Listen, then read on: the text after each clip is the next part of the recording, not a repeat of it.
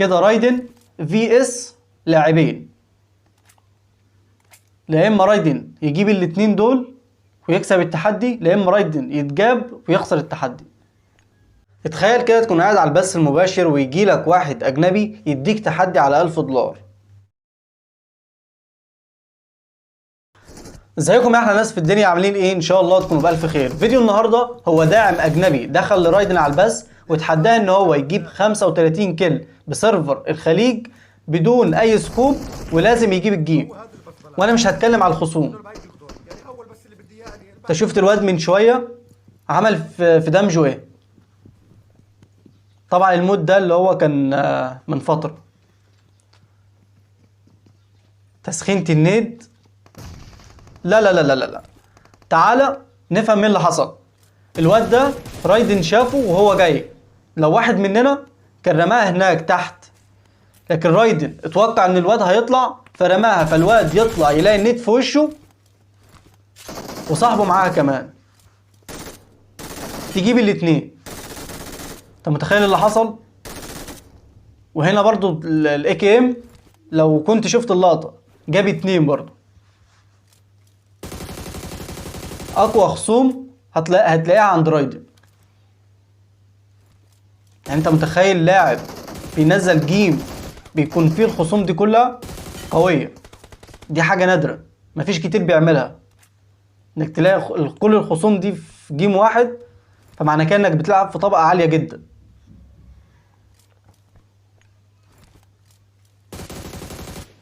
سريع وايمو مؤذي. تحدي مش سهل انك تجيب 35 كيل من اول محاولة وفي سيرفر الخليج، يعني ناس بتلعب وبدون اي سكوب، دي مش حاجة سهلة. الواد اللي ضده ده بيلعب، بص السرعة، الايباد اصلا مش مستوعب السرعة.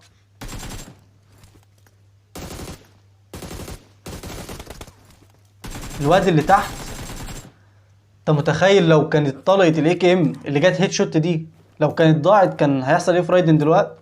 كانش معاه طلق في الاي جي، كان عايز يعمل ريلوت للاي جي والاي كي ام. فانا مش هقول لك كان هيحصل فيه لان انت اكيد عارف. فايتات عمار سكول مع رايدن ليها طعم تاني خالص. خلينا نشوف العيال بتلعب. الواد الاولاني لقاها في وشه، ورغم كده الواد اللي وقع النوك دمجه. نفس الحوار.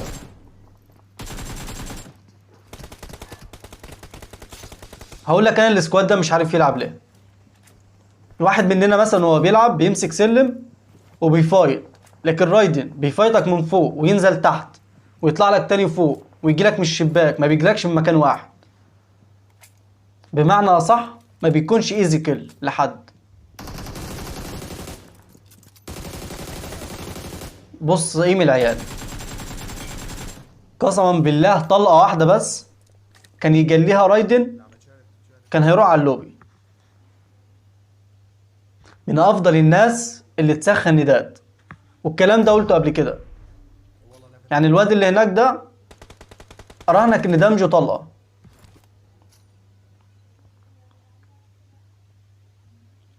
يا اخي الحركة بتاع العين دي نفسي اتعلمها، بس المشكلة لاعبين الموبايل ما بيبقاش واخدين حقهم قوي لان الشاشة بتبقى صغيرة.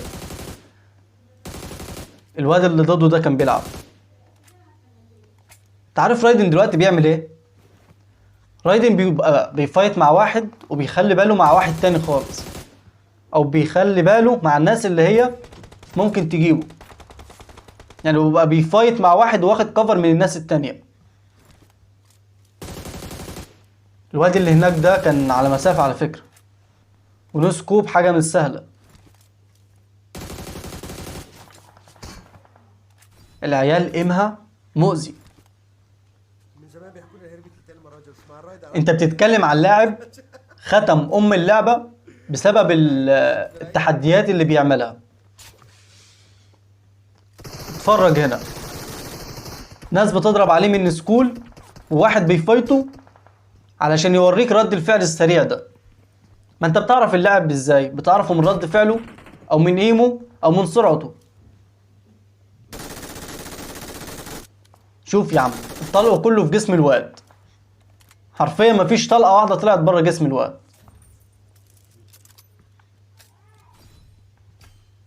لاعب ايمو مؤذي. انت متخيل لاعب زي ده لو ما كانش كده مش هيعرف يتصرف مع الناس دي، لان اغلبيتهم ستريم سنايب. بص بص ايم الواد على طول يا جدعان، عارف هيعمل ايه، يعني هو عارف بيعمل ايه. لو واحد ضرب عليا هعمل كذا على طول. بيعرف يتصرف في المواقف الصعبة، وده اللي بيميزه عن الناس التانية. شوف مسافة ما سمع الواد ان هو بره هنا في الشباك، رمى عليه مولوتوف على طول. هنا بيحاول ان هو يسمع علشان لو حد طلع بالسبايدر مان في المكان اللي هو فيه، يعني تركيز فل. الواد اللي قصاده ده كان بيلعب باين من حركته، انا بعرف اللاعب من حركته يا جماعه. ده اللي انا بتكلم عليه بقى، يعني هو كان بيفايتك فوق، لا هنزل تحت وهزولك، مش ما هكونش ايزي كيل. شوف بيحاول ان هو يخلي السكواد يتفرق، يجيله واحد واحد بطريقته واسلوبه، بيعرف ان هو يسحبهم، ودي حاجه صعبه جدا، يعني هو اتعود عليها اصلا.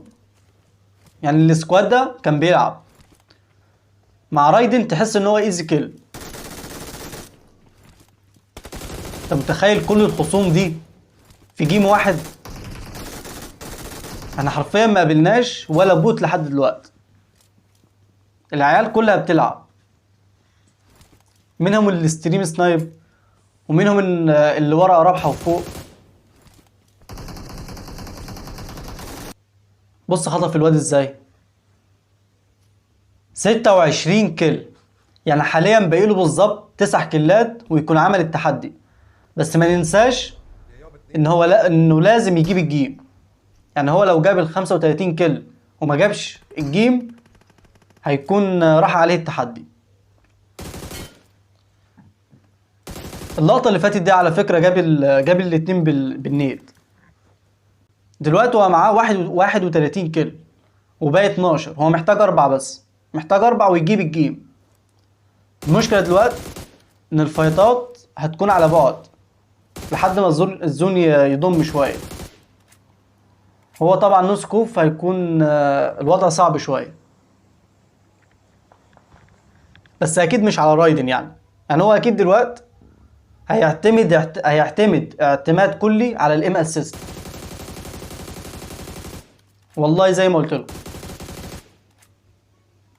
كده 32 كيل باقي 3 كيل. والله يا جدعان مش اي حد يعمل التحدي من اول مره ضد الخصوم دي، علشان ما واحد ما ينزلش ضد بوتات ويقول ان انا عملت التحدي، لا حرفيا الخصوم كلها نار.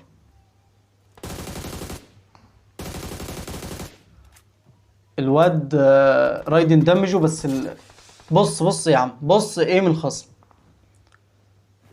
ومش الاول ولا التاني، لا ده انت لو عديت المواقف هتلاقيه خامس موقف يبقى دمه كده، يبقى دمه طلقه. يعني تحدي صعب مش سهل. طبعا هنا ناس كتير هتقول ان هو هاكر، لا ده توقع.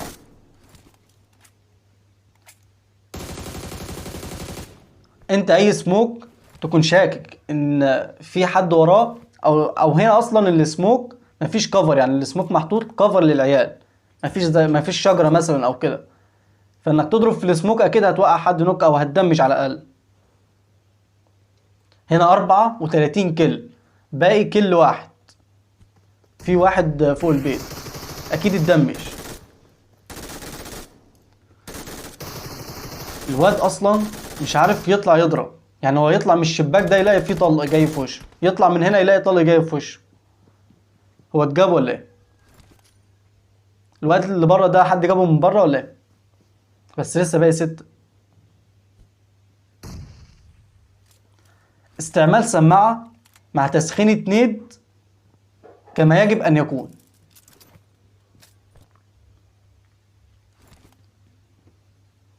على فكرة استعمال السماعة يعني يعتبر نص اللعب أو نص اللاعب. العيال اللي ضده دي باين عايزة تعمل تحالف. هو حاليا 35 كيل، يعني دلوقتي هو عمل التحدي أصلا، باقي بس إنه يجيب الجيم. طبعا ما ينفعش في الوقت ده إن هو يتحالف، لأن مفيش أي حد مضمون دلوقتي بصراحة. في واحد منهم وقع. هو 36 كيل بس هو مش محتاج أصلا كيلات دلوقتي. الواد اتجاب كده. رايدن في اس لاعبين،